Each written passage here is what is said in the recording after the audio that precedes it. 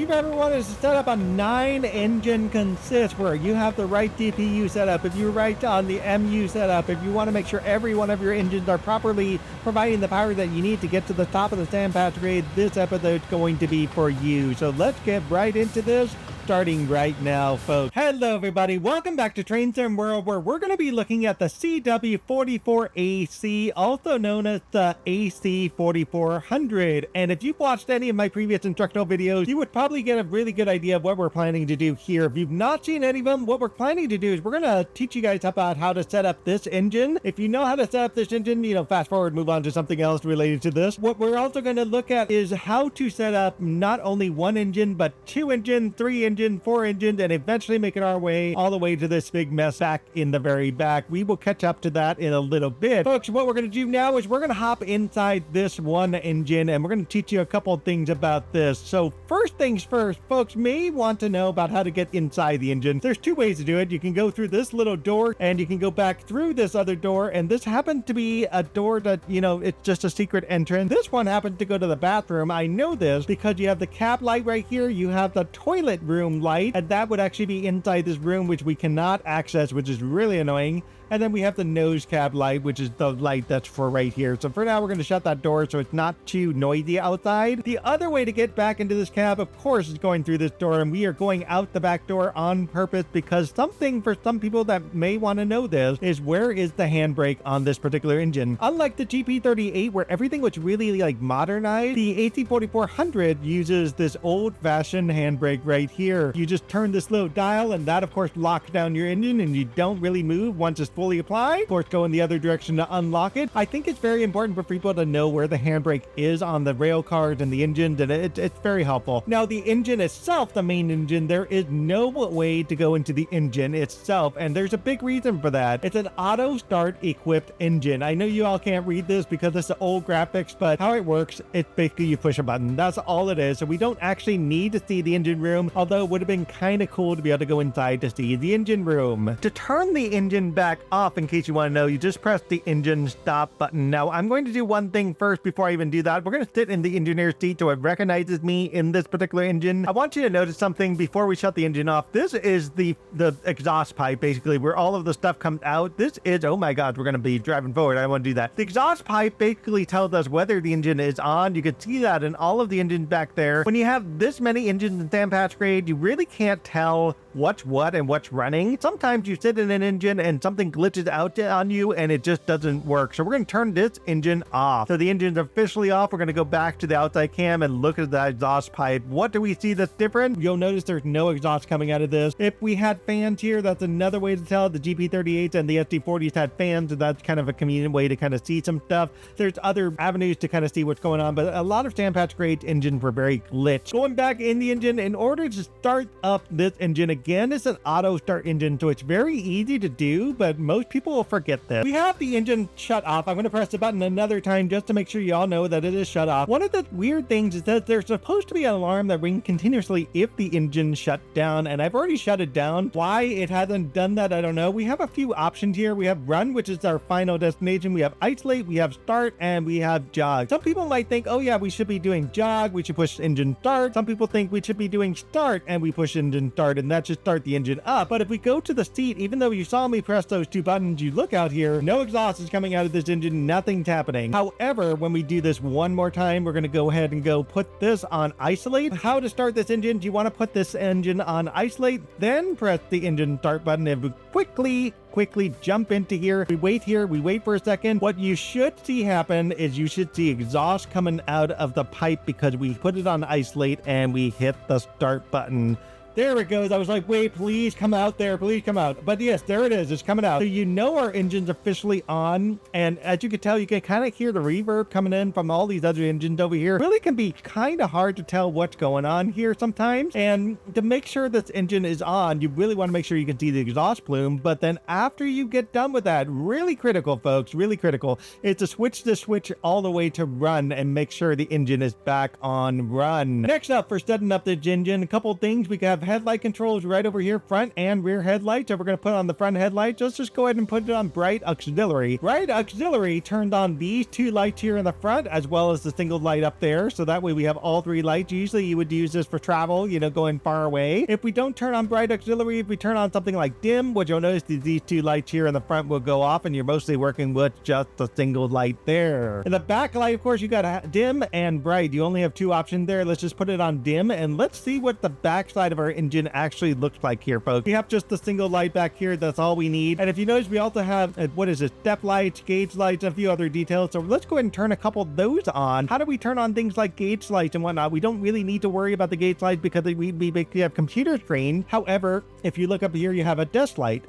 dimmer, and a desk light off. So let's turn the desk light on. We can't really adjust the direction, but we can, you know, turn it on and off, and this will brighten that little spot there. So let me turn it back off there. You can see how that light lit up this little spot. Turning this back on real quick just so we can see what's going on. Window wipers in this particular engine, it's a little crafty, right? Because you would think, like, where is it? It's actually up here in the top. So next to that, there's a cab light button, which will turn on the light right below my head there. So that way we get a little extra light. No way to change that dimness, but we can move our wipers here, and you'll notice that this activates each side, so you have to find the other wiper on the other side. Not going to worry about that for today. And in case anybody wants a fan, go ahead and turn that on. I'm going to come back to this banking comm later in this episode. The reason for the banking comm is going to be kind of critical here. It's related to hooking up MU and multiple units, but it's very critical on when you use this, especially for stand patch grade. It's very different compared to the other route. Now, because we have a single unit engine, down here below we have most of our switches. So now that we can see this, what we want to make sure for a single unit, we have engine run on, gen field on, and we have control and fuel pump. It doesn't really say fuel pump on there, but that's on. We have a dynamic brake button. So for folks that are using dynamic brake, please make sure this is on. Here's your gauge lights. So this only turned on this stuff, and it's just really kind of crappy, honestly, because you can see what it does. It just does some weird, funky tech stuff. We'll leave it on for today. That's totally fine. If you want any heat, there you go. And then we got step lights. You can turn that on and off, and we don't have a way, unfortunately, to turn down the gauge dimmer light. That would have made this extremely helpful, whatever. If you ever want to contact the Stingler, hit this button and you can contact the Stingler. Let's get myself up off the floor. You have a couple computer screens that you can see. Some of it involves the air brake screen. So let's go ahead and hit the air brake screen itself. Let's press that FID function 1. If you notice the function 1 doesn't work, function 1 through function 8 is actually everything on the top row. Function, or at least 0 through 8, or 0 through 9 actually, it's everything on the bottom row. And unfortunately, DTD didn't include a help button, which would have been extremely helpful for us to see. So if I wanted to get into the air brake screen, for example, I can hit that button. You can easily see my engine is currently set to cut out and trail. That's our current setup. It says that right there. Now, to get this engine moving, I'm surprised I'm actually not rolling anywhere, to be honest with you. I should have been rolling it by now. Make this engine work, we want to change to cut out to cut in, and so we need to change this. Why is it not doing it now, folks? If you notice, I'm hitting these buttons. They look like they do something, but like nothing's happening. So you have to kind of think intuitively the way DTG would have done this. So you can't just press buttons like this. You have to go down here and press the corresponding IFD function 3 or the IFD digit 3. So in the case of this, cut in, cut out, notice I changed that. It goes into cut in. Do the same thing for this one. It is now on lead, and it says here change setup.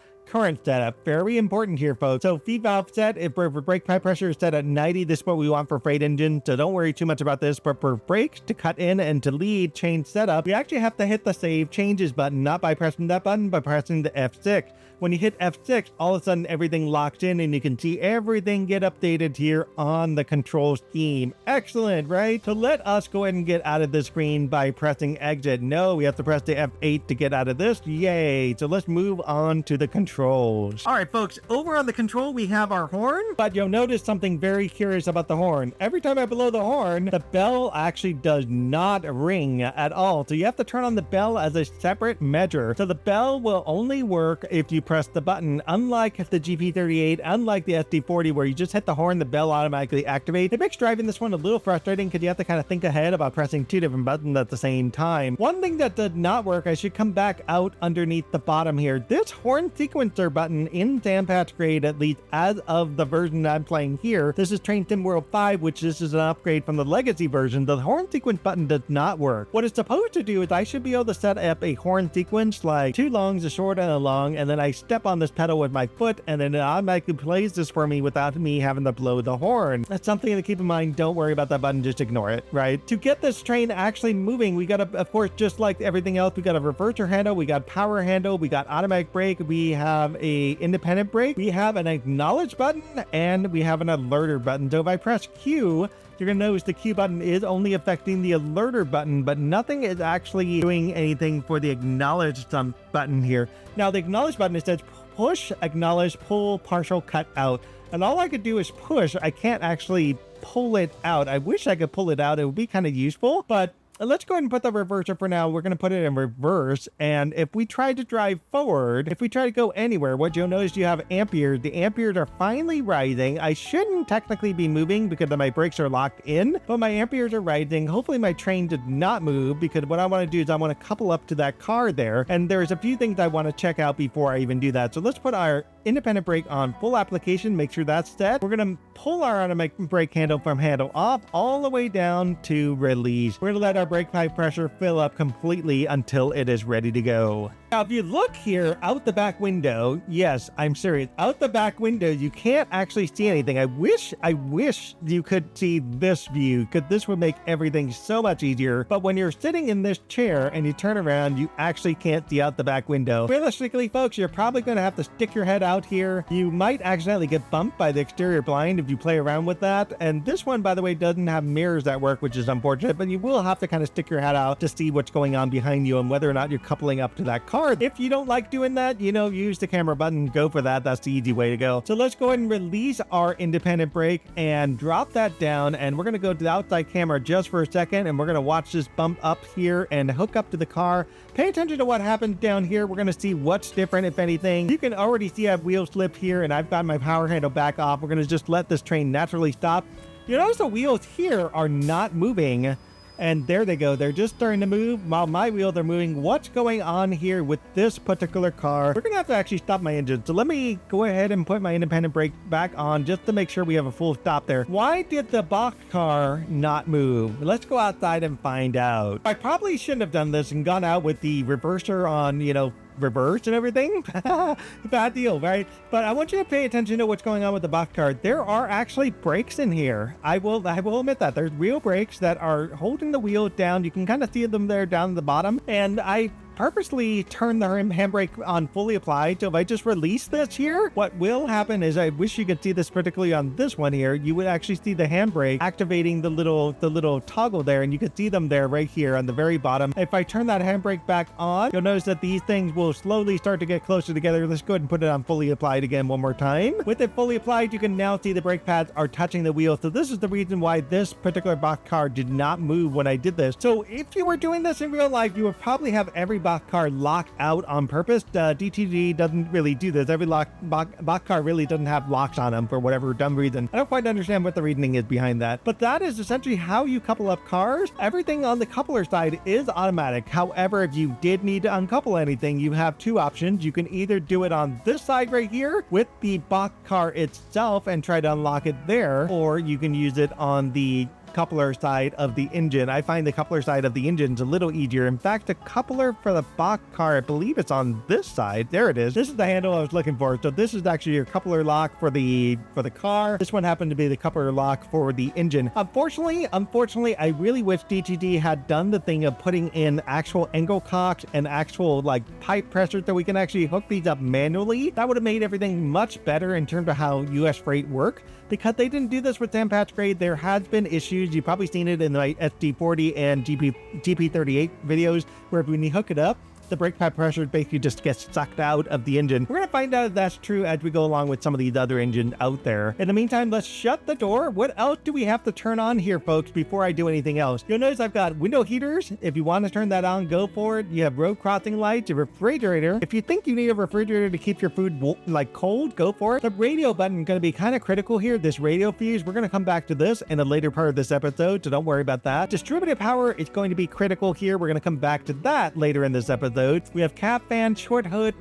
long hood lights, and pretty much everything else in here. Basically, you really don't touch anything. The only part that you might touch is the crosswalk lights. You might touch the control. Well, you probably wouldn't need that. The only other thing would be the number lights. What are the number lights, folks? Where does that even get involved? And by the way, there are heater toggles and even heater switches if you need to turn on and off those heater switches, folks, down that way. So let's go in to see where are the number lights, folks. Number lights are, of course, on the outside of the engine. We have none back here. We only have one set of number lights, and that happens to be on the nose right here. So get those lighted up and make everything look spiffy. To move forward, of course, we got to move our not our power handle, but our reverser from reverse to forward, and then make sure that our whatever brakes we're using is bailed off completely. If you happen to use any automatic brake, make sure those are set to release. And of course, you can go forward like intuitively thinking, but if you go forward, what you're ending up with is the dynamic brakes. I will probably do an entire episode on dynamic brakes. Why am I not going forward? Why are we rolling backwards? Because we're using dynamic brakes, and the dynamic brakes are actually non-functional at this speed, so it's not going to do anything useful for me to do this. We actually want to pull the handle toward me to get myself moving forward, and eventually this train will go. Why are we not moving? What did I do wrong this time? If you notice what happened here, the reverser, when we went forward with it, or at least when we went with the throttle notch, I'm gonna go way too fast. Let's stop my train. We're gonna kind of slam this down a little bit. I don't want to run off the road too much here, folks. This train picked up speed really good, and it's really good for driving up the mountain, by the way. Because I put this forward towards dynamic brakes, it takes a minute for the dynamic brakes to actually turn itself back off, shut off, and then finally switch over the throttle mode. So keep that kind of thing in mind. Now, if you need sand, you have a sand button here specifically, or a lead axle sand. Lead axle sand, by the way, will refer to this one engine only, the lead axle. Keep that in mind. Sand only coming out of here through this little pipe going out there. If you want sand for everything, then you'll eventually get sand coming out of here, sand coming out of there, and sand coming out of all the other cars you got. With that said, we have officially set up the first engine. What I didn't really show you here, and I think it might be important to talk about briefly, is the slow speed control. So let's go to slow speed control. That is going to be this little button right here. Obviously, we can't push the button, so this is going to be under IFD digit 5. If you want to set this up, you have a hum control button, which we're not going to worry about for now. We're going to have slow speed control. We're going to turn that one on with F2. Actually not on itself. You have to turn it on again. And it gives you a target speed of what you might want to work with. So if I want to add more speed, I could do more speed, or I can even do, 1/10 of a speed, or I can minus some speed. A lot of times you'll want to go maybe 2 miles an hour. You can even include sand in this if you ever wanted to do that. Now to turn it on, we should hit the on button there. And in fact, what I'm going to do with slow speed control, let's do 3 miles an hour just so you can kind of see what's happening here, folks. So once I turn the throttle on, it doesn't matter how much throttle I put. I can put the maximum throttle all the way to N8, and I've got my brakes on here. So let's bail that off for a second. I'm breaking my engine. Sorry, guys.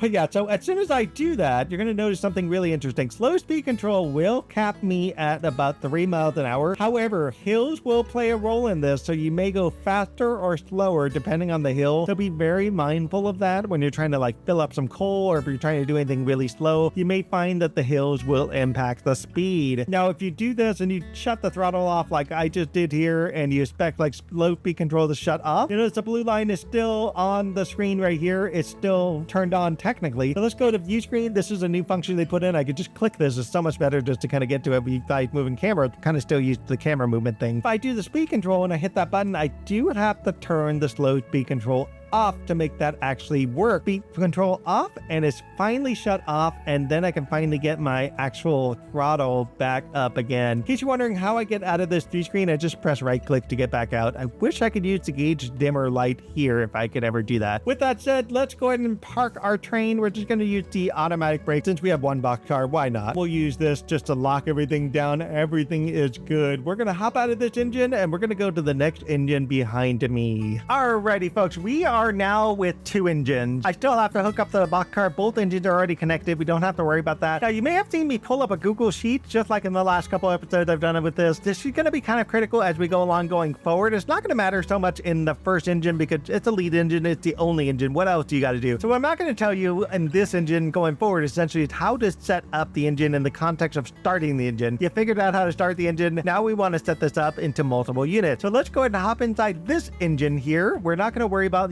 like cap lights and stuff like that. What we are going to worry about is everything that's going to involve setting up the engine itself. First thing first, we got to sit in the engineer's seat to basically eliminate control from the engine in front of me, take control of this engine. We're not going to worry so much about the screen except for one particular purpose, but the best place to start when you're starting anything with any type of NU DPU type setup, especially in Dampatch grade, it's not necessarily starting in the front engine. I personally like starting in the back engine. This happened to be the lead engine, so we're going to take a trip out the back door, and we're just going to go ahead and use the cross bridge here, and we're just going to kind of cross over, press E to go along path, go over to the back engine. This is about where things start to get a little confusing, because here we are, the boxcar, we go outside, you can see I'm attached to this back engine. I made sure these two engines had two different colors. It's just a little easier to see, at least for this first time we're doing this, but as we go forward, you're going to notice the colors are going to get kind of mixed up, especially when we get to this big long one, folks. So in the back engine, this is considered trailing engine. So there is a lead engine, a trail engine, whatever cars you have,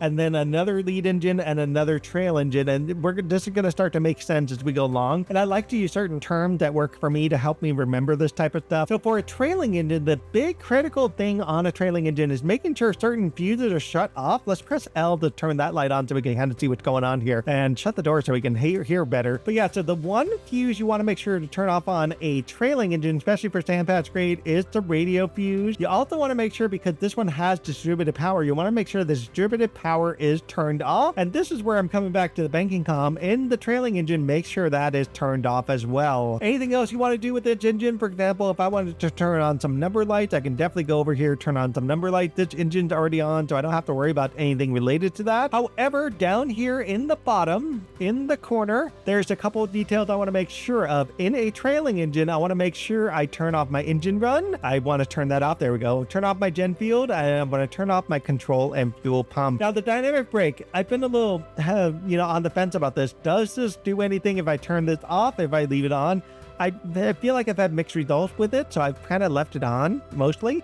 If you want to turn on the gauge lights, it's totally up to you, but you really want to make sure these three are turned off, especially in Dampatch grade. Going to the main screen here, if we look at the air brake screen and press IFD digit 1 to do that, we want to make sure in the trailing engine that we are on this setup. It almost defaults to this, so you have to make sure you cut out, and you have to make sure you're on trail for the setup, and that's going to be kind of critical here. The reason this particular engine is not rolling backwards like the GP38 did or the SD40 is because I've already got brake pipe pressure already set up somehow, some way, and it's not through this one because the handle is off. You want to make sure you're handled off on this one. You also want to make sure your independent brake is on release. We don't really pull out the reverser handle. Like, there's no way to do it. So in this engine, you just want to make sure it's on neutral. Instead of just pulling the handle out, make sure it's on neutral. There's going to be some important details as we go forward with this. Two engine, totally compressed control plus, jump in back and forth between the two engine. Not a problem. Honestly, not a problem. You can see now I'm in the front engine here, as you can see by the color scheme there. Once you start getting more complicated, like 3 engine setup, 4 engine setup, whatever, it gets really hard to use the camera control, because control plus like this may actually jump you into the middle engine, not necessarily the end engine like you thought. So let's go back into that engine in the front. This is considered our lead engine. The lead engine, there's going to be some differences here, folks. First off, we have no other engine behind that box car. Let's double check that for a second, right? This box car, there is no engine behind us, so we don't have anything like that to worry about. So one of the things we don't need is we don't need the banking comm where there's only 2 engines and both of them are in the front. Banking comm, again, is designed to talk to the engine way back on the other end of the car. That is the point behind the banking comm. We don't actually need the radio at all either, but in the case of this, I probably leave the radio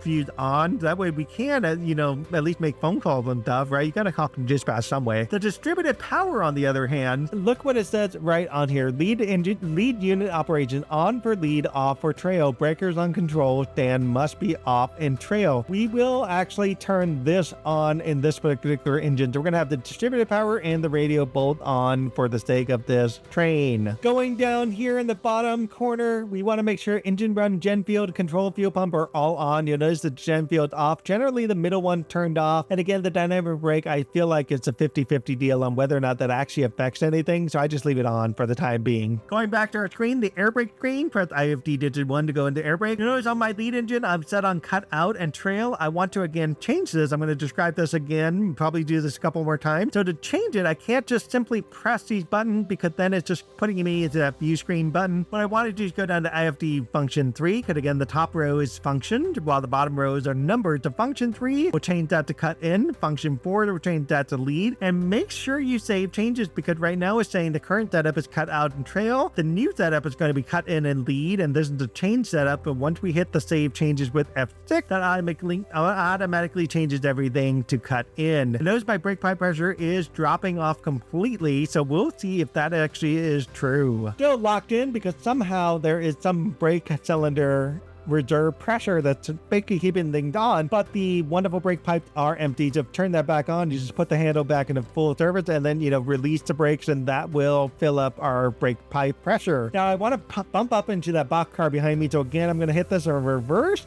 And if you notice, as soon as I did that, I lost all of my brake cylinders. I didn't even have to bail this off. That's very interesting that even happened. Power handle going to notch 1. Let's go into the back of the engine here. We're going to go see what starts to happen. We're going to be bumping up into that car. We're going to turn the power handle back off. And you'll notice I did the same thing here. I actually turned on the handbrake. So even though the handbrakes are fully applied, there are two engines pushing really good. It's moving really good with two engines already hooked up on DPU or MU setup. Now, to stop this engine, the wonderful handle there ain't going to do anything for us. So we're probably going to have to, activate our automatic brake. Minimum reduction will turn both of these off. So again, what the automatic brake does is it takes the brakes of these and the brakes of the cars, applies them both together. And you can actually see that to some degree. You remember I showed you this with the other brake system? If I just go ahead and apply this, you can already see that get turned on when I go to full service. It automatically puts that onto full service there. And as soon as I take the brakes off, it will undo it. If I do this with the independent brake, on the other hand, and put that one to full service, you'll see nothing happens with this particular brake. This one here doesn't move at all. What that does move, it does move the brakes within the engine. And I don't know if I can get a good view of this. It's going to be kind of hard with the sunlight there. Let's see. Oh, here we go. There's the brakes there. So as soon as I take the brakes off, you'll notice that this should come back off at some point. There it goes. It took a minute for that brakes to get released, and I put that back on. You can see the brake get snapped right back in. Really cool function. I love DTD for doing that. Although this suspension needs some work. Honestly, this train looks like it wants to fly off into space with this bouncing and everything. So we are currently set up for 2-engine DPU. Let's move on to our next scenario, which is going to be 3-engine DPU. All right, folks, you can tell I'm in the next engine. Here I am in the 3-engine DPU setup. I've got two actually in the same color and one in a different color. So I want to show you something about this. This is going to be kind of interesting. Notice also we're right next to another engine, and it's very important to make sure you can see the smokestacks of what's happening in your engine, because those other engines can easily influence the sound quality out of this engine, especially stand batch grade. So again,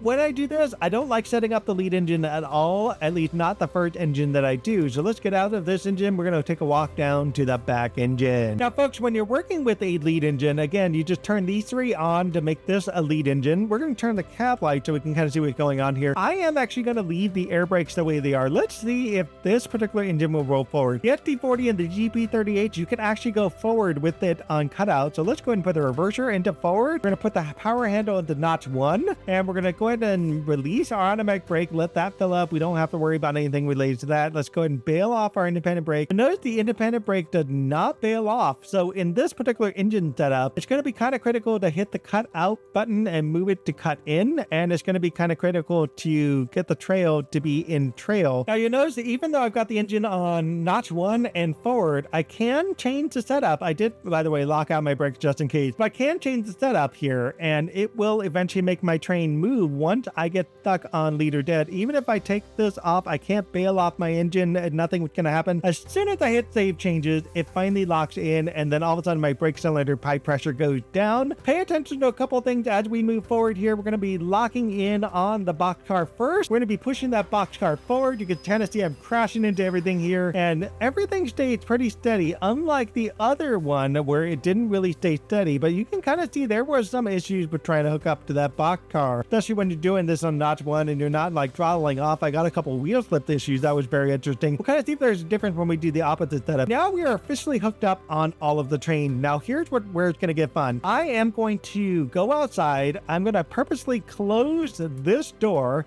so you can see all the way into the other engine there. We're going to close this one door here, and we're going to close this other door just so we can kind of see. We're going to go ahead and try to use the camera button. button. Control plus. Where did that take me? Control plus again. Now you notice what happened? Remember the doors I just closed? We are now officially no longer in this engine. We're actually inside the second engine. So you can kind of see how screwy this can get really easily. I'm just pressing Control plus. It's not taking me to the engine that I want to be on, which happened to be this engine. So this is why I don't recommend using the camera control to try to switch engine, because it's really hard to tell what engine you are actually in. Because this is going to be our back engine, we're actually going towards Cumberland City. This back engine is going to be considered a trailing engine. What we want to do is we actually want to cut out the brakes. And this becomes very important because a leading trail engine does not need to have the brakes set to lead. So it's very important to cut out the brakes, very important to cut out lead. And again, one more time, when you hit the button, make sure that your change setup is properly saved by hitting save changes under F6. That way the top row ends up being exactly the same as the bottom row, because that's what we want our current setup to be, not our other setup, right? Next up with this trailing engine, make sure your reverser is put on neutral. Make sure your power handle is on idle. Automatic brakes, you can actually turn the automatic brakes to handle off. We can put the independent brake, leave the independent brake on release. That's fine. It's not going to do anything different there. What we do want to make sure on this particular engine is we leave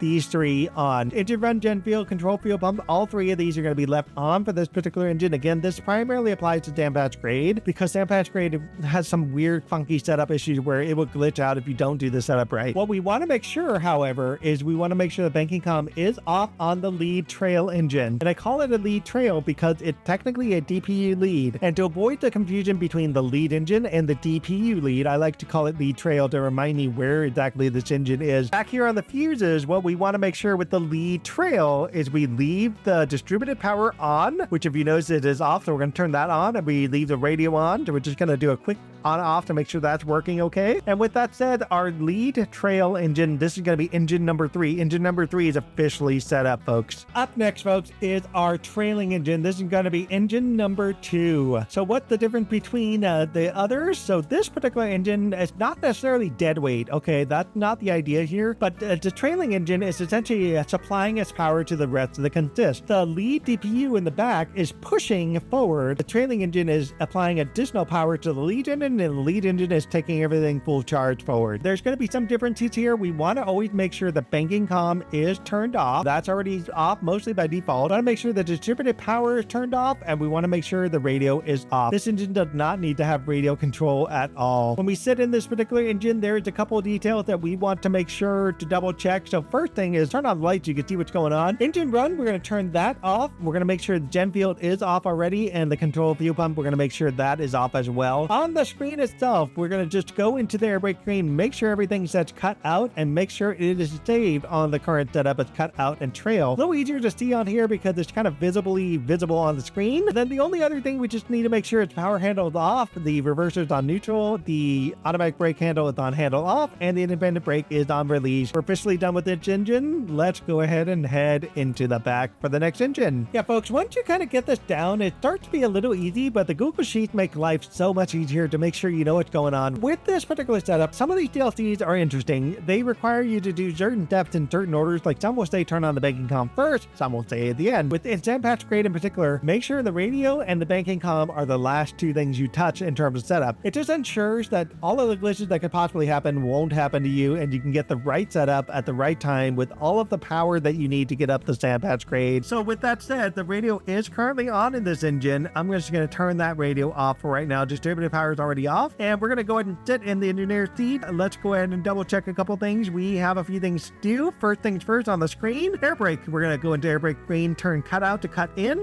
lead or dead. Or lead or dead or trail. We're going to turn it from trail to lead. Again, save changes, press F6, and we have cut in and lead. That is our setup we're looking for here, folks. Going out, and we're going to go down to the bottom here. We want to make sure, again, engine run, gen fuel, control fuel pump, all three of these are properly turned on. Dynamic brakes we're going to leave on for the time being. With that said, our engine not quite fully set up. Next, we want to get up out of our seat, go into the back, turn on distributed power, turn on the radio fuse, and finally, the very last thing, turn on the banking comm. So before I turn on the banking comm, I will show you something. Again, last step is going to be turn on banking comm, folks. We're going to put the reverser into forward for just a second. We're going to put this on full service, and we're also going to put this on full service just to play it safe here. I know we don't quite have our brakes on, but we're going to go ahead and put all the way notch 8, and we're going to go ahead and go into outside camera, I want to show you something way back in the back. I've done this in a few episodes now, and I think it's important for people to kind of visually see this. We're going to go into the cab of the cab here, and I want you to know something. Even though we're moving like crazy, our notch is actually not moving in this back cab. Very important. So let's stop my train. Why are we not stopping? Because this train doesn't have its brakes applied. Releasing the brakes. That's what I'm trying to do. There we go. We finally got releasing brake. Yay. So let's go ahead and fill up my brakes. So you'll notice that in this back cab, this particular notch did not move. So this train's super powerful. It's able to move even though the brakes are completely on. To turn this on, specifically, you want to turn the banking column on. As soon as you turn that banking column on, we're going to go into the back cab again. This is again the back engine, the one that we hooked up in originally.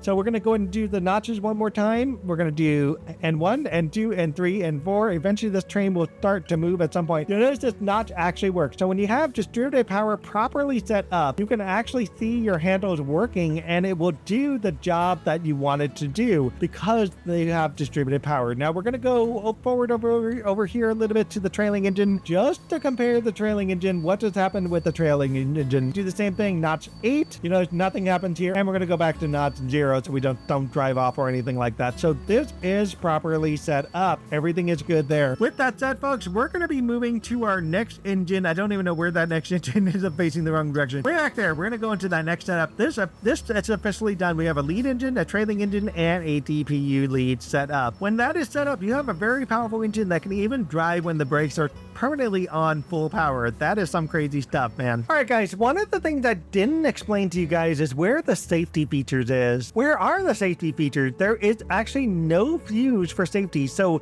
the idea behind this particular engine, the AC4400, is the safety automatically turn on for you. Keep that in mind, it automatically activates. There is nothing to do to turn on the safety. However, for DTG's purposes, the safety does not necessarily activate. So sometimes what you have to do is press Shift Enter to turn on the warning devices, and you know if it's actually on. We're going to go back to the screen here. You'll notice if it's on, when I press Shift Enter like that, it will turn on. Oh God, now it won't do it. So Shift Enter will turn on the warning devices on the screen. You can see the alerter is on and it is turned on here. What is not on here, which is very curious, I've talked to engineers about this, there is a little icon up here that would tell you accelerometer. Essentially, that's what it is. And that there's no feature that was built in here by DTG. So it becomes very difficult sometimes to tell roughly how fast your engine is going or how much your engine's moving in relation to the accelerometer. And it'd be really helpful to have that as a feature. But whatever, maybe if they remaster this, they can include that one day. To make sure you have safety, it's either going to be a Shift Enter or it's going to be a Control Enter. So one of the two is really what's going to do it for you guys. So with that said, let's move on to our next engine. Folks, if you're enjoying this, please definitely like or subscribe, leave me a comment, and I'd love to hear your thoughts about potentially what other engines you might want to see some setups for. I could try to see what I can do to get a video out on that for you guys. So that way you can kind of get an idea of what's what, and we can, you know, make this worthwhile for you guys. So that way when you drive Train Sim World, you have an idea of what to do and how to do it, folks. Just like the last setup, the only difference is this thing is just backwards. That's all it is. I mean, I could totally do the same thing with that engine, totally backwards. All I did different here is I just put the engines in the opposite order. We're going to, again, this is going to be our lead engine. Cumberland City is in this direction. We want this engine to be our lead engine. I could take this engine, do exactly what I did with the other one, back it into these, or I could do something a little bit different, which start in that back end of that back engine. We're going to save that part for a little while. We're actually going to take this lead engine and we're going to use it. Again, folks, to do the lead engine, make sure you have your air brakes on. We want to make sure we have cut in and lead on the computer screen. Press F6 to save it. Make sure everything says cut in lead before you hit the exit button and exit out the screen. Or, you know, if you really want to, you can leave that on and just so that way you can see what's what. A lead engine, again, if you're just running this as a single engine, just like I did the last time, you really don't have to mess with any of the fuses or anything like that. The only thing you really do have to mess with is turning on the gen field, so that way your engine's actually active and on. And with that said, let's go ahead and put this in reverse. We're gonna go ahead and release this brake here. We'll let that fill up, bail off the other brake. It might start to roll backwards on me, and then we're gonna put this in notch 1, and notch 1 should be enough to get this train to move. And I'm gonna get this up to about 1 mile an hour. I might hit a car along the way, and then I'm gonna put this into notch 0. While we're going backwards, we're just gonna roll into this, and you notice I didn't get a wheel slip because I turned the engine off ever so slightly, and I'm not gonna get the speed I was hoping to get, so we're just gonna back up a little bit more. And I didn't turn the brakes off, but at least I don't think I did.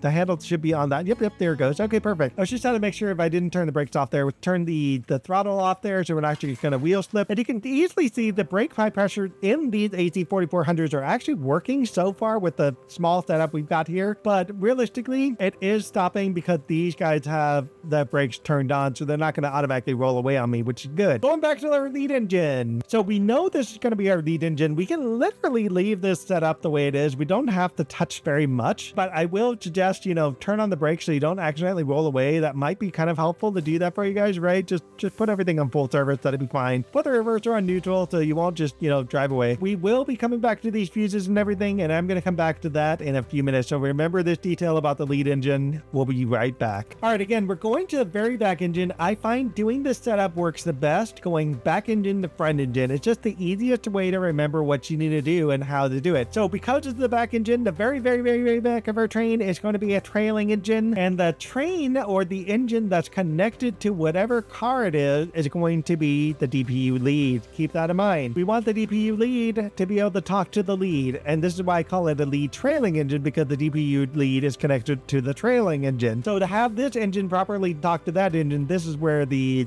fuses start to matter more so on this. If I did this, I could do it. Don't get me wrong, I put trail and trail, but there will be no way for these two trailing engines to supply its power over to this engine, and there would be absolutely zero benefit to do that. So we have to make sure whatever engine is in DPU lead is going to convey that forward. So welcome to trailing engine number 3, right? Not exactly. According to the Google Sheets, if you look at the way the Google Sheets is set up, you have lead engine, trailing engine, consist, trailing DPU lead, and then finally trail. So you just kind of work off of where you are in the Google Sheets. Because there's an engine in front of us and then cars, we're going to call this trailing engine number 4 just for the sake of the numbering. This will get easier once you get to the next car. So for trailing engine number 4, very important. Well, first off, let's just sit down so we can turn on the lights in here. I don't want to use the little knob, so there we go. Lights are on. First thing we don't do is turn the radio off. We don't need radio in any kind of trailing engine. Turn the DPU lead or any kind of DPU distributed power, turn that off. And we want to make sure the banking comm is off. Fortunately for us, this is off already and the distributed power is off. But if you're driving engines around and doing stuff, you want to make sure those things are turned off. Getting back into the engineer's seat, going down to this bottom corner here, we want to make sure all 3 of these are off. Engine runs off, gen field off, control fuel pump is off. And of course, in our computer screen, we want to make sure all of this is set to cut out and trail. We have no problems here. So let's move on to our handle setup. Power handles on idle, reversers on neutral, automatic brake is handle off, and independent brake is on release. We are fully set up for a trailing engine. Trailing engines honestly get easy to do. However, there is one detail that I didn't mention a few minutes ago. For those of us who want to work with headlights, we have a second engine involved in this. If you notice, there is a leading engine in the very front. The leading engine surprisingly will not send a connection all the way down here. I could do this and you'll notice that it won't do it. So because I'm considered the single or middle unit here, I am probably not going to go with this because I'm not a single engine. What I might do is look at whether I'm on a short hood lead or a short hood trail. So you notice there's no cars behind me. So I'm currently on a long hood trail. So I'm going to kind of turn my headlight control that way to make sure the single properly gets to me. All right, welcome to engine number 3, the DPU lead. So before we do anything with DPU lead, let's go back and talk about the lighting situation. So if you remember, I put this on long hood trail for just a second. We're actually going to put this on a long hood lead. And I want you to see something. I want you to kind of see what goes on here with this. We're going to turn on the lights over here. We're going to put the front headlight to bright, and we're going to put the rear headlight to bright here. And we're actually going to go outside into the car. Let's see if we have any lights to turn on. So there's no light turning on here, which is very interesting. And then we have light back here. Do we have any light back here? Not at all. So let's go see if there's any light back here. There is no lights happening anywhere in here. Why is that? What's going on with this setup? So let's go inside and kind of see what's up. We're going to go ahead and turn this on to a leading engine. So let's go ahead and continue setting up as we go along. All 3 of these need to be on. Engine run, gen field, control fuel pump. So let's see if that changes anything. The air brakes, because we're going to be a leading trail, we're going to leave this in cut out trail, and we're going to leave that set up just like how it is. We're going to go back to our throttle. This is going to be neutral. This is going to be idle. This is going to be handle off. This is going to be an independent brake. This engine should be on. We could double check that. We have, the smoke coming out of all the engines here, so we know the engine's on. No problem there. Let's go back to the back here. In this particular engine, for this to work, we want to make sure the radio is on. I like to toggle the switch just to make sure any glitches are in there kind of gets wiped out. Distributed power, we do want to turn this on as well. However, in the DPU lead or the DPU trailing lead engine, whatever you want to call it, the banking comm is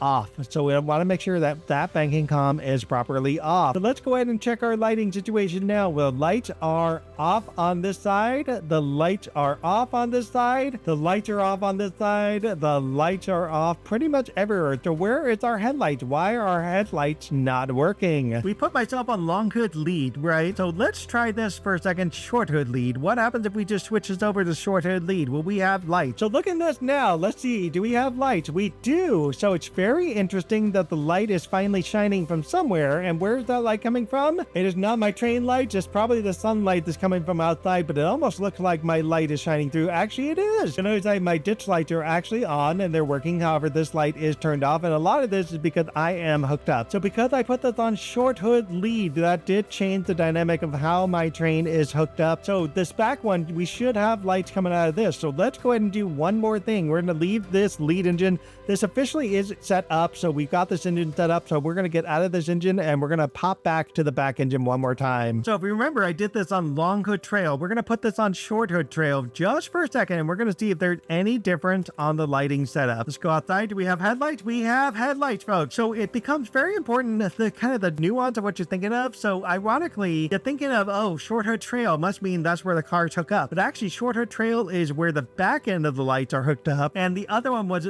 short hood lead, which is, again, the front end of the engine. So you're kind of looking at the oddness of how this is set up. It's worded very weirdly. We're going to leave this on short hood trail for a second because we know we saw headlights popping out there. We're going to change the one in front of us into a single or middle unit because technically it is a single or middle unit. And then we're going to put the leading unit. We're going to put the leading unit to short hood lead, and that should fit the headlights, but we're going to find that out in a few minutes, folks. Back into the DPU lead, this DPU trailing lead, whatnot. We're going to put this one back into the middle. So because it's technically a middle unit, right? If you kind of think about our setup here, we have me being the front engine, then you have these two engines here. You notice the headlights are still on, which is very interesting. And that's because it is controlled by this here. So if I turn that back off, if I turn this back off, let's see what changes. If anything, the light finally turned off in the boxcar there. So let's see, what about the back engine? Nope, the back engine, that's actually going to be our lead engine. Let's go all the way to the back engine. Our lights are off. They should be off at this point. Yes, they are. Good. So let's see if this light turns itself back on once we set up the lead engine, folks. All right, we are finally in the lead engine. Yay. So let's start with the headlights just because we're here. And turn on the front headlight to bright auxiliary. You can see they are on, and we're going to turn on the back headlight to bright just for the sake of argument. We're going to see what's going on here. The back headlights actually is not on. Let's make sure. There we go. We have no lights in the back there. No light there. No lights here, of course, because everything connected, and still no lights in the very back. We're going to keep this one in mind. Going back to the back panel there, what we did last time was short hood lead, right? That's what we had done. So let's go ahead and set it up to short hood lead. We're going to double check this. The lights are still on in the front, and our very back headlights, this is still the front actually. So this is how camera kind of screwed you here a little bit. The lights are still off in the back. It's very interesting, right? So let's go ahead and try this one more time. Actually, we don't need to change this to the long hood trail. We're going to leave it where it is. Here's what we're going to do. We're going to set up the rest of the engine. Let's see if the light change in any fashion. So we already have this cut in and lead. We don't have to change anything here. We already have our brake high pressure and everything all set up. Let's go double check there. Everything is turned on here. So because again, we made this a leading engine, so everything is properly on. What we're going to do here, we're going to hop out of the seat and we're going to reset the radio fuse. Very important. And I like to do this backwards in terms of going distributed power first, radio fuse second, and then finally banking comm third for turning each one of these on. So with the banking comm on, we now have DPU control over the back engine, and whether or not that DPU control over the back engine actually affects the trailing engine with the lighting, let's find out. Our lights are still on in the front. Our lights are still off in the back. So you'll notice that if you really want to have headlights in the back, you really shouldn't have headlights when you have a set of rail cars in front of you. There's no point to have headlights in the back. You're not driving that way. Unless you're in the engine, you're not going that way. So it makes complete sense why this is off, but if you really want to turn this on, you would have to either manually turn it on or do it via the DPU lead. That's really how you get the backlight to turn on, as you saw there. Because even if I switched this, even if I did this here and I switched the toggle from short hood lead to long hood lead, it's not going to change anything. In fact, my headlights here in the very front there, I am my wonderful self looking in the cab there. The headlights turn off because it's actually flipped it around. If you look in the back, nothing changing in the back. So with that said, this is officially set up. Unless you really want those headlights in the back, you got to turn it on yourself, folks. Next train to set up, folks, is going to be the one that where the Google sheet makes the most sense. Two engines in the front, some sort of consist, and and 2 engines in the back. Again, this gets relatively easy once you kind of sort of figure out what's what. For Sand Patch Grade, it's just convoluted because you really do have to set up every engine, but this is actually makes it more real life and more realistic as a simulation. This back engine here is going to be our trailing engine. This engine here is going to be our DPU lead or our trailing DPU or our lead trail, whatever you want to call it. I personally like using lead trail just to identify as connected to the trailing engine. Now, the next engine in front is going to be our trailing engine again. So this particular second engine is actually going to be identical to this fourth engine. The setup is going to be identical in both of these engines. And finally, our very front engine is going to be our lead engine. All right, folks. So we are here doing the 4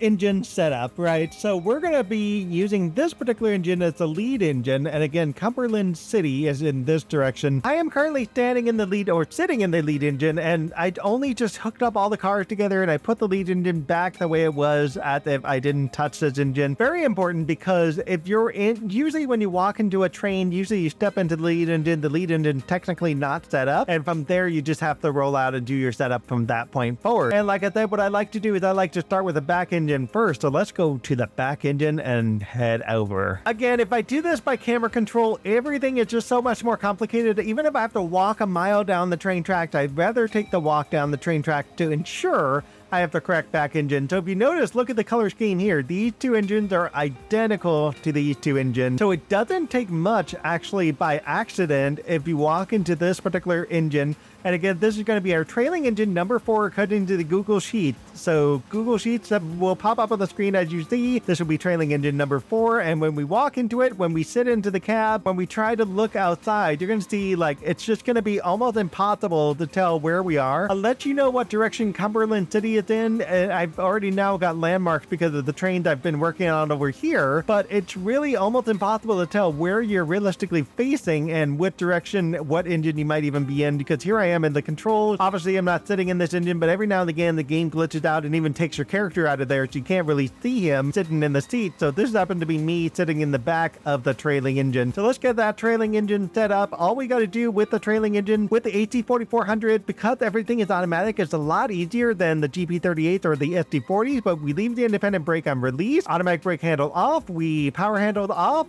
or idle really, and the reverser is on neutral. We don't really touch anything from that point. There is a chance I could roll away, but for the most part, my brake cylinder is full. We're going to go to the screen here. We're going to go to air brake, and we just want to make sure this is all set up to cut out and trail. That's all we need to do. We don't need to touch anything in there. Every once in a while, a game might glitch out, might provide you a scenario where something is different, so it does help to make the double check just to be sure. We're going to go down here to the bottom, turn on some light so we can see what's going on. With a trailing engine number 4 that this one happens to be, make sure engine run is off, gen field is off, control fuel pump is off. That will cover these 3 areas. Let's get up and out of my seat, turn myself around, look in the views area. We want to make sure the radio is off. We want to make sure the distributed power is off, and we want to make sure this wonderful banking comm is off. From there, trailing engine is perfectly set up. If you want to do anything else, you know, like if you want to turn on number lights or whatever, you can totally turn on the number light. That is totally up to you. The engine's probably already on. You probably don't even need to change the actual lighting system. And again, unless you really want lights in the back, you really don't need to touch this at all. Let's move on to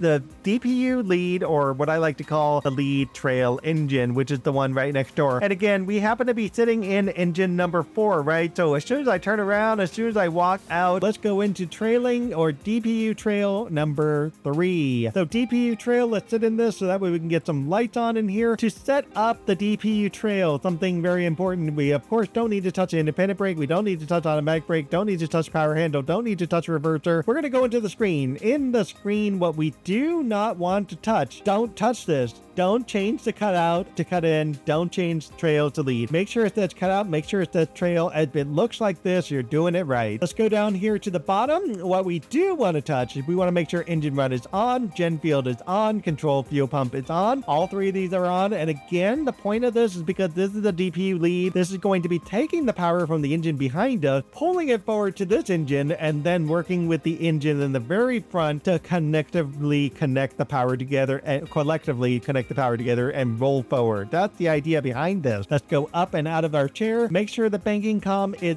off in this engine because it's again a trailing DPU. However, in this one, I like to flip the radio off. I like to turn on distributed power and then flip the radio back on just to make sure the proper connections are working. Every now and again, you get a glitch. With that said, the DPU trailing lead engine is officially set up. We don't have to do anything else with this engine. We can totally walk out the back door, but that's going to be a little bit further than I want to go. So we're going to walk out the front door and we're going to be going over to that trailing engine number 2. And again, easily get confused if you get distracted, walk away from your computer and you have, 4 engines that look identical. Really hard to figure out what you just did. So it's easiest to do this setup from backward to frontward, just to keep everything consistent, just to make sure everything gets set up properly. And again, with the AC4400, everything's pretty simple to work with. With this is now trailing engine number 2, as the Google Sheet says. There's no difference between trailing engine number 2 and trailing engine number 4. So let's go back to the outside cam for just a second. So this particular trailing engine and that particular trailing engine, they're going to be set up identically the same. Don't need to change anything realistically. So all you have to do is just make sure independent brake release, automatic handle off, power handle idle, reverser neutral. In an AC4400, this is probably going to be the setup that way. If you drove the engine for some ridiculous reason and you changed something, that's probably going to be your problem right there. Going to the screen, because this is the trailing engine, just make sure to go into the air brake screen, make sure that everything's just cut out trail, everything's good here. Leave the screen and let's drop down to the bottom. Let's get some lights because you can't see anything. For a trailing engine, again, engine runs off, gen field off, control fuel pump is off, and we are set up there. Let's actually look at the banking comm first. Make sure the banking comm is off. That way, when we turn around, walk to the back screen, make sure that radio fuse is off, make sure the distributed power is off. That's all we have to worry about. And as soon as we walk out the door, car is behind us, we're going to walk out the door, go forward, and we're going to be heading to the lead engine. Honestly, between the SD40, the GP38, and the AC4400, I think the AC4400 is probably the easiest to set up a DPU lead. And to get up that sandpatch grade, you really want to make sure you set this up right. Just to remind you guys, different DLCs require different requirements. Sandpatch grade got bugged when it left Train Sim World 1, and when it got upgraded to the legacy version of Train Sim World 2, that's where the bug came in and how to set this up. That's why it's a little bit more convoluted to set this up, but I personally appreciate the setup because it really teaches me how to drive an engine. The lead engine number 1, we're going to put this automatic brake on full service, independent brake on full application. Don't need to touch the idle handle, don't need to touch the reverser handle. If it was on some setting, you can move it back like I just did. We're just going to leave it on neutral. Go to the brake screen. This is the only one really where you turn cut in and lead. You want to make sure these say cut in the lead and it's on chain setup. Make sure you hit save changes. That way everything says cut in and lead and you've got this set up properly. So let's go ahead and F8 to exit out of that. We can exit the screen itself, or you can just leave the screen there. That's totally fine. Since I'm still sitting in the seat, let's go down here. Down in the bottom corner, usually when you first walk into an engine, this is typically how it's set up. Every now and again, you might fiddle with the switches. So if I took a trailing engine and I did some stuff, I might want to, make sure this is set up. But you want to make sure engine run is on, gen field is on, control fuel pump is on, and you are all set up there. And again, for the headlights in this particular engine, realistically, you just do bright oxygen, do that to go forward. You probably don't even need to do this at all like we did in the other one. However, if you're driving this and you're going to be separating these two front engines away, you may want to turn this MU connection on, so at least it will work when you separate the engine. Or you can do it when you get to the destination, whatever works better for you, right? Might want number lights just for the heck of it, but what's really important here is let's turn that radio off just to reset the fuse, just to make sure any connection that were just weird because I hooked it all up, it's getting reset properly to be a proper DMU setup, basically, or an MU setup. Distributed power on, radio on. So keep in mind, I'm doing this to connect all the cars together, and then I'm turning on the radio to connect the front lead engine and the trailing lead engine together to connect those two, because I turned on the radio there. And then last, I'm going to turn on the banking comm, which is right up here in this particular engine, to make sure this is working. Notice I could do this on neutral, right? So I can totally do this on neutral. You can go to camera 3 and you can take camera 3 over to wherever your lead engines are, right? It's up into my DPU lead, my DPU trail. Just make sure that this is working. If this is working in your DPU lead engine, you're doing the right job. You've got the MU set up properly between the engine. And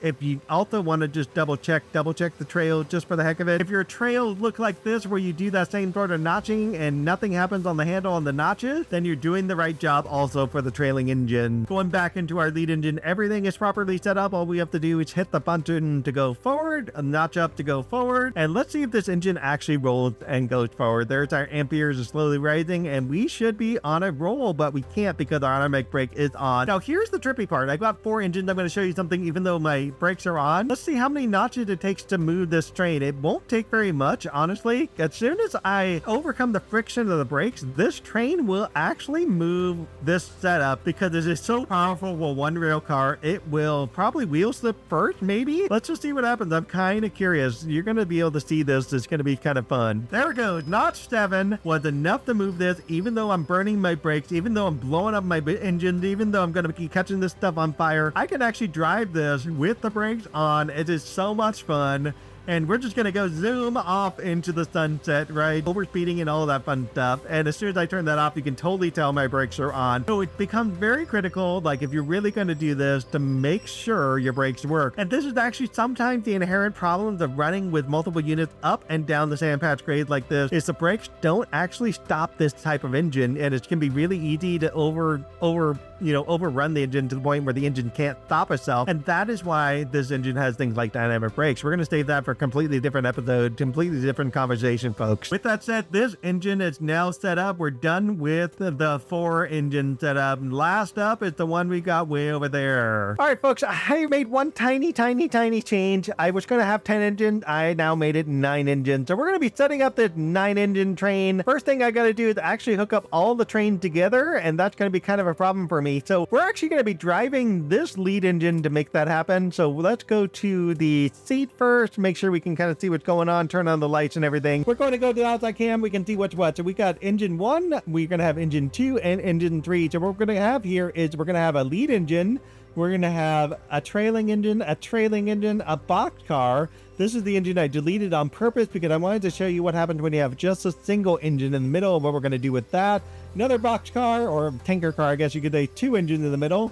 Another car here, and then the very back is going to have not 1, not 2, but 3 engines in the back. We're going to try to show you what's going on with this backside. Now, if I'm going to hook this up, I've not hooked anything up yet. First off, I'm going to hit the save button. So I know hitting the save button is a little risky. I did it on purpose because I don't want to have to do this all over again and find out I've screwed my game somehow, right? I've been recording this for a little while now, right? This is going to be my lead engine, folks. We're going to go ahead and turn on the headlight dim. We're going to turn on the back headlight dim, and I want you to see something with the headlights. Notice the headlights are on, and we're going to be connecting up to this back one here in just a second. We're actually going to be getting out of my seat. Let's just turn on some number lights just to have it. We're actually going to turn the radio off here for the time being. We're going to leave distributed power off. We're going to leave the banking comm off. Our goal is not really to set this engine up permanently. We're just going to leave that set up the way it is. We are going to go to the view screen. We're going to turn on our air brakes. The only way this train's going to move is to put cut in and lead, and then make sure we hit save changes via F6. Now everything's on cut in and lead. Our lead engine here is officially leading, and in fact, I'm going to keep that air brake screen on just for now, just so in case we need to come back to it for any reason. Down here, we want to make sure engine run, gen field, and control fuel pump are all on between these 3 toggles, I guess you could say. With that said, our engine's officially set up. Let's go ahead and hit this on reverse. We're going to release our brakes there. We're going to release the independent brake. Now, because I'm on a hill here, folks, there's a good chance I'll just roll backward naturally once the brakes are completely released. What I do want people to kind of notice here, what might actually happen to the brake pipe pressure, what might actually happen to the engine. Will anything change here as I hook up to longer and longer sets of cars? I'm not actually driving this train. It is naturally hooking up in itself. So as soon as I hit this, we should be seeing some ampere change. There it goes. So we're going to do throttle 2 just to kind of get this drive to happen. These 2 guys are already hooked up. We're going to be hooking up onto the boxcar up next. And then, as you can see, I've got a bunch of wheel slip there. Yeah, I'm going a little too fast to be hooking up train. But we're just going to do it. If I crashed, I crashed. Whatever, it's going to be fine. We're going to be hooking up to the next one. There we go. You can kind of see the brake pipe pressure is dropping off just a tad, but for the most part, it's doing pretty well. Why did it stop here? Why did it not hook up there? It's because, keep in mind, these engines all have their brakes on. We have not actually released any of the brakes, so we have to kind of put a little bit more throttle into this to get this train to move. Whether it will move with the other engine on brakes, I don't know. It may not actually move, but I might have to kind of force this a little bit. There it goes. We're finally doing it. Throttle 4 got hooked up to that one, and I don't think think I'm going to be able to get any more. This is the only problem with the AC4400 is you can't really drive this hooking up every engine in every car. You may actually have to disable the brakes on every single one of these to make it work, but if you notice, I'm just pushing it along. I'm actually doing really well right now, and I should have just one more to go. There we go. I heard the last click. We are all hooked in. Throttle 5 was the last of it, and you can already see I'm wheel slipping away. Yay. Even if I tried, I'm gonna have wheel slip problems. As you can see there, love the spark, love it. There's no way we're gonna go any faster. It's just not gonna happen. So let's go ahead and turn off our throttle here. And to be honest, I don't know if this train's gonna stop because I may have just screwed my game already. So we'll put this on full service, and we're gonna put the brakes on, and we're gonna put this on neutral just to stop the engine from moving. Let's move on, folks. This is again gonna be the easiest way to set this up without getting horribly confused, because again, we have 3 engines in the back, 3 engines in the front. So we know this is the front engine. I'm gonna meet you guys down all the way at the other end. Alrighty, we are on the very back engine. It's kind of wonky. You don't really see engine kind of set up like this in the back, but yeah, this is the one we're going to be going in. This is going to be trailing engine number 9, but on the Google Sheets, we're just going to work with the idea of it being trailing engine number 4. So keep in mind that what's going to differentiate the Google Sheets here is where are your consists. So you have these engines in the back and these engines in the front. So this is going to be all of the stuff on one side of the Google Sheet where the car is to the right, so to speak. And then once we go to these engines, it's going to be the exact same thing because we got cars right next to it anyways, right? So let's go ahead and start with this very back engine. We're going to go see what we can do. All right, so this is trailing engine number 9. We're going to go with it. So we already know everything is off here, but we're just going to double check this stuff just to make sure this stuff is off for real. We're going to go into the air brake screen just to make sure everything's set to cut out and trail, just to double check that type of thing. You notice that my brakes are on. Somehow it's getting brakes from someplace, but we're not too worried about that for the time being. Let's go down here to the bottom corner. In the bottom corner for a trailing engine, any of the trailing engine, wherever you have them, you're going to make sure engine runs off, gen field off, control fuel pump is off. For all trailing engines, that's going to be the case, folks. Back here in the back, we're going to make sure our radio is turned off, our distributed power is turned off, and last, our banking comm is turned off. Officially, this trailing engine is done. Moving on, we are going into trailing engine number 8 on the Google Sheets. This is again going to be trailing engine number 4, just for reference, just to keep things kind of simple here. Sitting in the seat, turning on the lights, making sure again all of these things are either on release or handle off or idle or neutral. That's all we're looking for here. We're going to go to the air brake screen. We're going to make sure this is cut out and trail. That's all we need to do here. Down on the bottom corner, again, for all trailing engines, engine runs off, gen field off, control fuel pump is off. We're going to go up, go back to the back fuse, radio is off, distributed power is off, and last to check is the banking comm is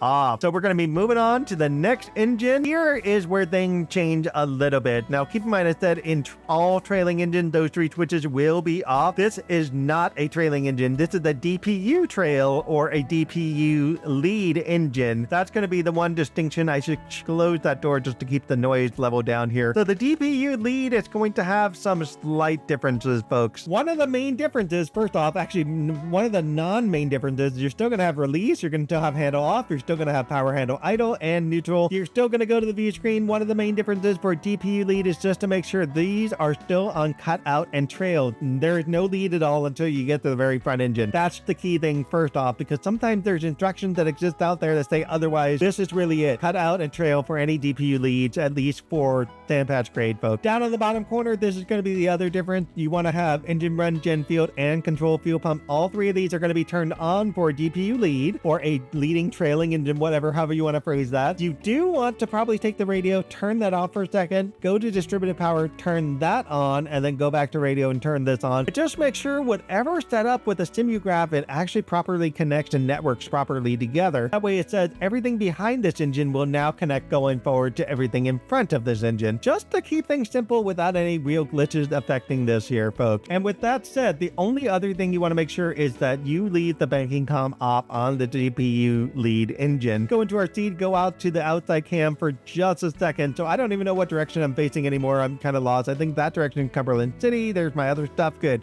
Well, there we are. We're going all the way back here. So we just now finished trailing engine, DPU lead. We're going to have this flat car or this husky wagon, whatever it is. Anyways, and then we're going to have 2 more engines here. So that means this one here is going to be a trailing engine. This one here is going to be DPU lead. So let's go right into this next engine. Let's go inside this engine. I don't don't even know what engine we're on. This actually should be, what is it, 987. I think this is engine number 6. Either way on the Google Sheet, because this is the trailing engine again, and let's just double check this because I want to point something out here. And again, we're now in this engine right here. So we just passed this box car or this black car, right? And so we're in a trailing engine, and we know that by the Google Sheets that this is trail, this is DPU, because we have a car in front of us that will determine where this all is. Again, for trailing engine, all of these are set to their kind of standard that I've been talking about here. Release, handle off, idle, neutral. Go into the screen just to make sure air brake screen, everything's set out to cut out and trail. Leave the screen, turn on some lights so you all can see at home. Make sure engine runs off, gen field off, control fuel pump is off. Once all three of these are off, you've got this set up properly. Go outside the screen. Since we're here, might as well make sure the banking comm is off. Go back to the back. We want to turn the radio off for the trailing engine. Make sure distributed power is off. So keep in mind, this is the setup for pretty much every last trail that exists here. You'll notice the kind of repetition that we're doing with trailing engine. We're now going to leave this engine, and we have to make sure where we are. There's our flat car, so we want to make sure we're actually going in the right direction to the next engine over. So let's go ahead and go back inside. This is now number